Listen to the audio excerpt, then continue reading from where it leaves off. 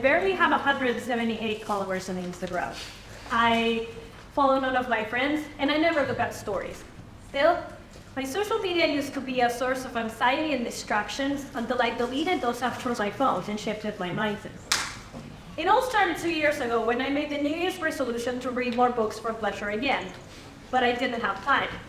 So I asked myself, are there any idle moments in my day? I'm not proud of it, but when it was time to put my kids to bed, I would stay with them until they fell asleep scrolling through my feed. Also, later at night, before going to bed myself, I would tell myself, let's take one last quick look at social media. 5 minutes only. 5 minutes would turn into 30 minutes, and 30 minutes would turn into an hour or more.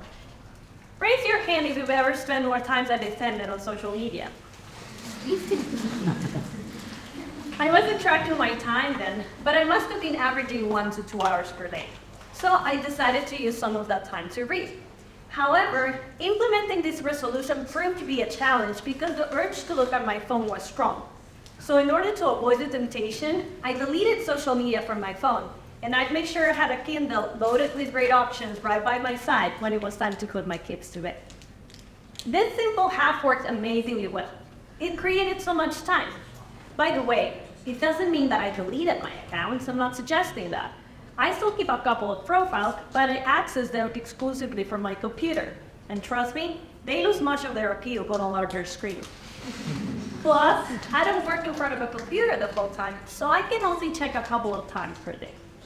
I felt so liberated that I started telling people, you should delete social media from your phone. Yet, despite my excitement, very few were willing to give it a try. And it got me thinking. I teach at university, so I asked my students, if you know social media is such a waste of time, why would you reduce its usage? And what I found is that for them, social media is a one-stop shop. And one of the main perceived benefits, which my students weren't willing to give up, is the possibility of staying in touch with their friends. And it made sense. They were hesitant to step into the unknown and abandon their natural way of communicating with the world. But it made me wonder. According to TWI, the Audience Insights Company, the top reasons for using social media for Gen Zs are keeping in touch with friends, finding content, filling up spare time, seeing what's trending, and reading news stories. So there are social reasons and media reasons. However, I would like to argue that social media serves primarily as a source of information and entertainment, just like any other media. Scrolling through our social media feed is equivalent to sitting in front of the TV or flipping through a magazine. It's a form of entertainment that offers personalized content based on our preferences. We choose who we follow, and the algorithm ensures that our feed is filled with content aligned with our interests. It's like reading tabloids about our favorite celebrities or watching the news or specialized shows which we focus on specific topics. Whether for education or passing time, social media is really a distraction and sort of entertainment. And you may be thinking, but we also consume content from and interact with our friends. Yes, but I would like to suggest that this communication is mainly unidirectional. It's a broadcast. Our friends' posts are broadcasted. They choose to share certain information with us, their meals, their outfits, their vacation spots, and we are part of their audience. It's like our tabloid contains gossip also about people we know in real life, not just about celebrities. And you may be thinking, but we also interact with their content. Yes, but this interaction is superficial. Likes and shared comments contribute very little to our relationship. Scientists from Carnegie Mellon University and Facebook have studied the effects of likes, composed communication, which includes messages and comments, and broadcasting. And their results suggest that likes do not contribute as much to feelings of closeness as composed communication, messages and comments. And even though their results suggest that, again, messages and comments are indeed associated with increases in how close we feel to our connections, they ponder that maybe the length and content of those texts matter, and it may be the case that the short generic comments, such as congratulations or you're hot, are basically equivalent to likes in the sense that they signal minimal effort into the relationship. Some people actually broadcast and others express their appreciation by liking posts in an effort to connect. However, is that genuine connection? Consider congratulating a colleague on LinkedIn for their achievements or leaving a positive comment on somebody's bikini picture. It takes 30 seconds. Is a relationship in which we invest 30 seconds at a time a strong and meaningful one? No. There's no intimacy because we don't really know what those people's lives look like on the inside. We only know the outside, the broadcast, the gossip. Anyway, you're thinking, yeah, but what about Snapchat or the close friends feature? We share more intimate content there, not visible to our larger network. True, but again, the time you dedicate to watching and reacting to your friend's funny drunken video is 30 seconds too. Social media is an emerging and constantly evolving phenomenon. So it's still challenging to draw conclusions even from the most recent and sophisticated research effort, as Ethan Cross from the University of Michigan and colleagues suggest, because social media uses nuance and studies still do not accurately reflect this fact. After reviewing the literature to date, I will argue in favor of the proposition put forth by Jonathan Boyd, that social media may not increase the number of close friends that we can maintain, but these technologies allow us to maintain our weak ties, those contacts with whom we're not particularly close, cheaply and effortlessly. Let me elaborate. Social media is kind of a phone book or contact list. Remember the phone book? For those of you under 20, I will explain. In the past, the phone company used to issue a phone book with contact information for each household in the white pages and local businesses in the yellow pages. Also in the past, in business settings, it was common to exchange business cards, which would be organized alphabetically in a device called the Rolodex. Now times have changed, and the way in which we keep all of our contacts in one place has evolved. In professional settings, we connect through LinkedIn. In the personal arena, especially among young people in Spain, exchanging Instagram handles is more common than exchanging phone numbers. You cannot, if that's the case here too in Portugal, because they're not going to call, they're going to DM. So our social media accounts in that sense are just a collection of everyone we have encountered in our lives, including some individuals we may not even have met in person. Adding people to our network only means that we have the possibility of getting in touch with them if we need to or we want to, but it's just that. 1,000 followers doesn't mean 1,000 close friends. It's impossible to keep up with 1,000 people on a close friends basis. Social scientists have actually put a number to it. British psychologist Dunbar's academic work, although recently challenged but still very prominent, suggests that humans can only have 5 loved ones, 15 best friends, 50 friends and family that we would invite to a party, 150 meaningful contacts, 500 acquaintances, and 1,500 people we know by name. More research is needed, but further studies by Dunbar and the Carnegie Mellon University and Facebook team that I mentioned earlier, taken together, suggest that social media may increase the access to resources and information we derive from our network, but social media's promise to enhance our social circles under-delivers. I believe that one possibility is that the bonding that social media offers is an illusion. The illusion that we could have 1,000 friends with 0 effort. But the reality is that relationships take work. But we don't call anymore. It's awkward, and it's time-consuming. Now it's all emojis and like buttons, which take only 30 seconds. As I mentioned before, I don't follow my friends on Instagram and I don't look at their stories. One of my younger friends has always been a bit offended that I don't look at his stories.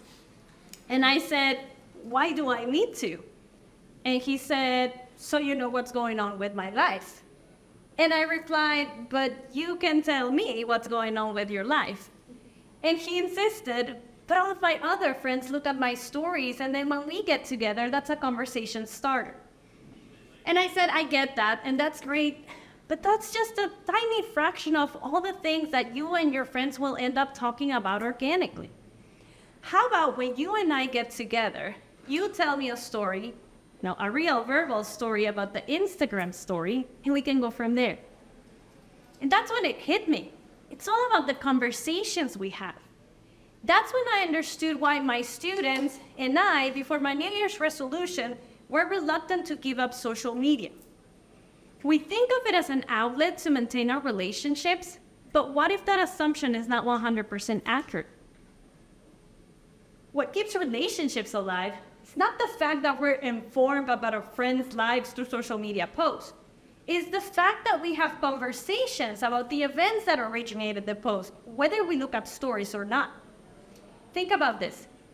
What did we do during the lockdown period of the pandemic? We FaceTime our friends and family and we set up Zoom calls with them because we miss seeing them and talking to them. We didn't think it was enough to see through social media what they were up to locked down in their homes. We felt the need to talk to them and know how they were feeling and share our own feelings with them. Let me give you another example. What do people in long-distance relationships do? They talk on the phone or through video conference, and they talk often.